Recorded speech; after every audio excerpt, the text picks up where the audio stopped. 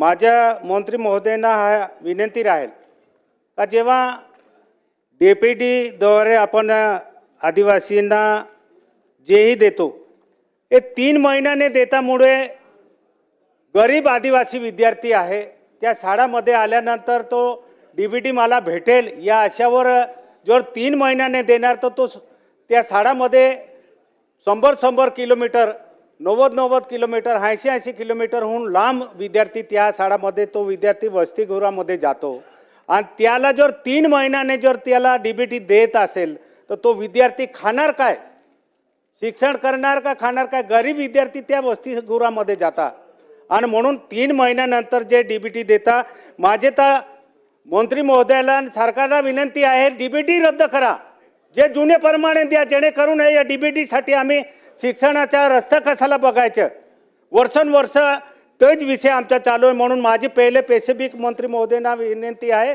का DBT रद्द करा।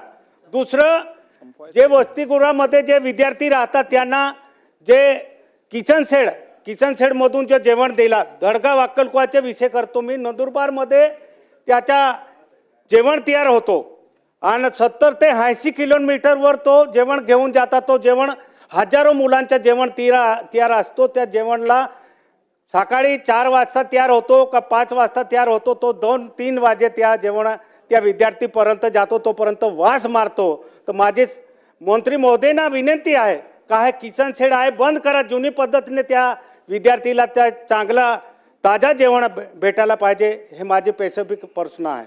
अध्यक्ष महोदय, विद्यार्थ्यांना प्रवेश घेतल्यानंतर 7 दिवसाच्या आत ॲडव्हान्समध्ये 3 महिन्याचे पैसे दिले जाते DBT थ्रू। त्यामुळे त्यांना मग किती लांब राहते हा विषय नाही, ॲडव्हान्समध्ये दिले जाते आणि ॲडव्हान्समध्ये मी ॲडव्हान्समध्ये थांबा उत्तर होऊ दे आमदार महोदय उत्तर होऊ दे। चुकीचं असेल तर हक्कभंग आणा। आता बसा खालती बसा। आमदार महोदय खालती बसा। आमदार महोदय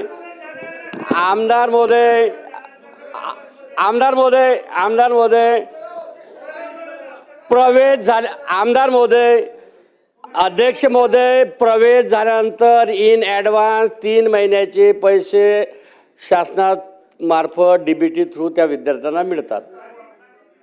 नाही मिळतात।